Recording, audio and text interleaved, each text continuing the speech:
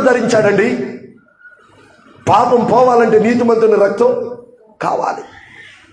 నీతిమంతుని రక్తము లేకపోతే పాపమును తీసివేయట అసాధ్యము, ఇంపాసిబుల్. కాబట్టి దేవుడు ఆత్మస్వరూపమైన వాడు శరీరము ధరించుకుని వచ్చాడు.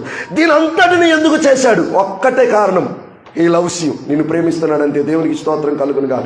ఎంతగా నిన్ను ప్రేమిస్తున్నాడంటే తన రక్తమును ఆఖరి బొట్టు వరకు చిందించినంతగా నిన్ను ప్రేమిస్తున్నాడు. ఎటువంటి పరిస్థితుల్లో ఉండగా నిన్నెందుకు క్షమిస్తున్నాడంటే నిన్ను ప్రేమిస్తున్నాడు. నువ్వు ప్రార్థన చేసిన ప్రతిసారి నిన్ను క్షమించి సంకరెత్తుకొని ఎందుకు ముద్దు పెట్టుకుంటున్నాడంటే నిన్ను ప్రేమిస్తున్నాడు. ఈ ప్రేమ చులకనగా చూడొద్దు. సముద్రం కాళ్ళ దగ్గరికి వచ్చి తిరిగి వెళ్తుంది కదని సముద్రాన్ని తక్కువ అంచనేస్తే సునామీ అయి వస్తే ఉంటావా మనం? దేవుని ప్రేమ కూడా అలాంటిదే.